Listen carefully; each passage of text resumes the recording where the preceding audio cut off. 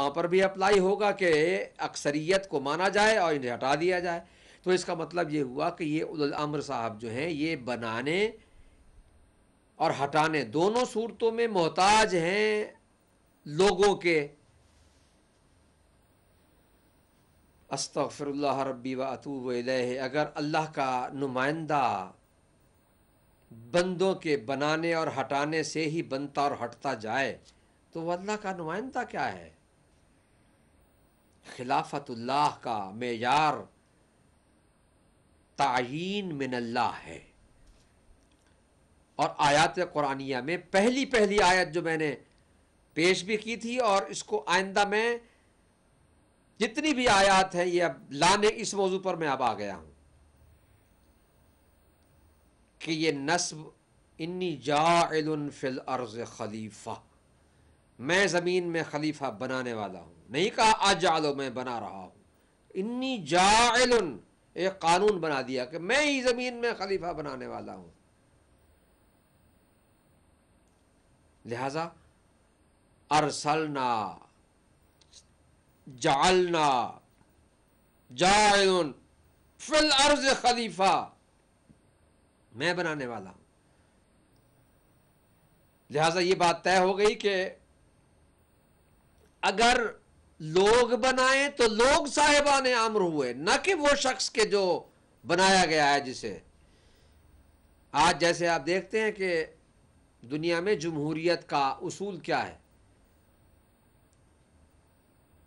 ہمارے ہی ملک پاکستان کو لے لیجئے کہ ایک مرتبہ ایک صاحب کو سربراہ مملکت بنایا گیا، پھر اسے ہٹایا گیا.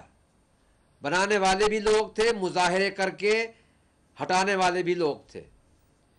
پھر دوبارہ بنایا گیا، پھر لوگوں نے بنایا اور ووٹ دے کر پھر لائے، پھر دوبارہ اس کے خلاف احتجاج کر کے سڑکوں پر نکل آئے، اسے ہٹا دیا. اب یہ کھیل تماشا جو ہے دنیاوی حکومتوں کے نظاموں میں تو ہو سکتا ہے، مگر خلافت الہیہ کے نظام میں یہ نہیں ہو سکتا ہے. اس کا تقدس ہے، اس مقام اور منصب کا تقدس ہے، اس کی ایک عظمت ہے، اس کا دوسرے کاموں سے، نظام ہائے دنیا سے ایک الگ مقام ہے. لہذا یہ تسلیم کرنا پڑے گا کہ اگر اولی الامر کا انتخاب لوگوں نے کرنا ہو تو جسے وہ لوگ منتخب کر لیں وہی خلیفہ ہے، وہی امام ہے، وہی واجب الطاعہ ہے. تو پھر لوگ صاحبان اختیار ہوئے نا. اب پھر جب اسی کو ہٹا دیں گے تو اس کو بھی ماننا پڑے گا. جیسا کہ ان خلافتوں میں جنہیں یہ خلافت راشدہ کہتے ہیں، خلافت راشدہ تو ہم اصل میں امیر المومنین علی ابن ابی طالب علیہ السلام سے شروع ہوتی ہے.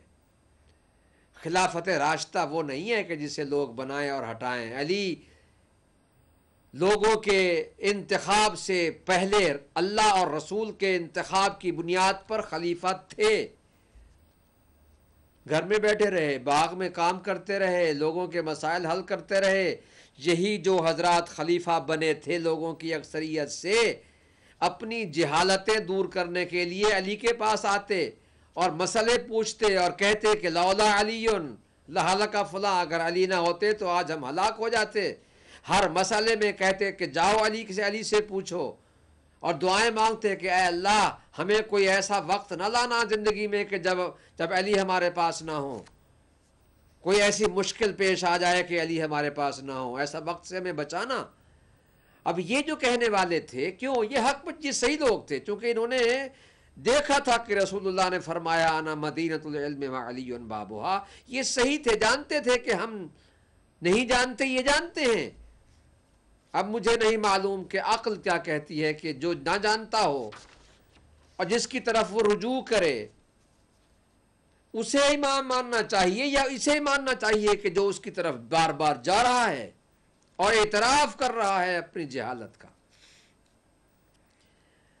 عقل تسلیم کرتی ہے کہ عالم کے ہوتے ہوئے جاہل کو حاکم یا امام نہیں ماننا چاہیے.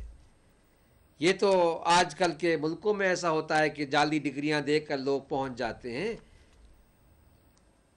اس وقت جعلی ڈگریوں کی یونیورسٹیاں نہیں بنی تھیں، اس لیے یہ لوگ مجبور تھے کہ آئیں دروازہ شہر علم کے پاس اور اپنی مشکل حل کریں. تو میں کہتا ہوں مشکلوں میں ڈوبے ہوں کو امام مانے یا مشکل کشا کو امام مانے، اس کا فیصلہ عقل سے کیا جائے تو اولو الامر کی یہ آیت جو ہے یہ سمجھ میں آ جائے گی. اس آیت کی مزید وضاحت تفسیروں کے حوالے کے ساتھ انشاءاللہ آئندہ بیان میں پیش کرنے کی سعادت حاصل کروں گا، اس دعا کے ساتھ کہ خداوند عالم اس ماہ مبارک میں ہمیں حق کو سمجھنے، حق کی اطاعت کرنے اور باطل کو سمجھنے اور باطل سے دور رہنے کی توفیق عطا فرمائے، اور ملت اسلامیہ میں، ملت ایمانیہ میں اتفاق و اتحاد قائم فرمائے. اسلام اور ایمان کے فرق کو بھی آئندہ بیان کرتے ہوئے آگے چلائیں گے بحث کو. ہم پھر کہتے ہیں وَاعْتَصِمُوا بِحَبْلِ اللَّهِ جَمِيعًا وَلَا تَفَرَّقُوا، اللہ کی رسی کو مضبوطی کے ساتھ تھام لو. اے اہل تفرقہ، جنہیں مولا نے اہل تفرقہ کہا ہے، اے اہل تفرقہ وَلَا تَفَرَّقُوا، گروہوں میں مت بٹ جاؤ. اور دوسری آیت ہمیشہ کی طرح پڑھ کر بیان کو ختم کرتا ہوں. تعالوا الی کلمۃ سواء بیننا و بینکم، آؤ اس بات کی طرف جو آپ کے اور ہمارے درمیان مشترک ہے. مل بیٹھیں، محبت کی فضا میں بحث کریں، باتیں کریں، تحقیق کریں. بات سمجھ میں آ جائے تو مان لی جائے، نہ سمجھ میں آئے تو اپنے عقیدے پر رہ کر دوسرے کے عقیدوں کو چھیڑ کر فضا کو خراب کرنے کی کیا ضرورت ہے. ہم جواب دے رہے ہیں دفاع شنعان اصحاب کے پروگراموں کی کہ جن میں یہ بیان کیا جا رہا ہے کہ مذہب اہل بیت کے پیروکار غلط ہیں. کسی امام نے اپنی امامت کا دعویٰ نہیں کیا.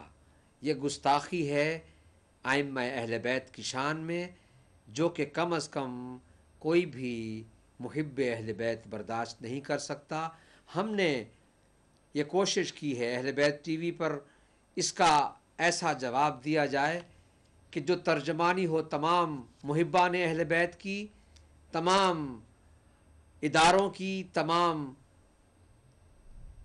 مراکز کی، تمام مدارس کی، تمام حوزہ علمیہ کی. ایک طالب علم ان کی نمائندگی کرتے ہوئے ان کی ترجمانی کرنے کی سعادت حاصل کر رہا ہے. خداوند عالم ہمیں اس ماہ مبارک میں، اس ماہ قرآن میں حق و حقیقت کو سمجھنے کی توفیق عطا فرمائے. آئندہ بیان تک انشاءاللہ دعا میں یاد رکھیے گا. والسلام علیکم ورحمۃ اللہ وبرکاتہ.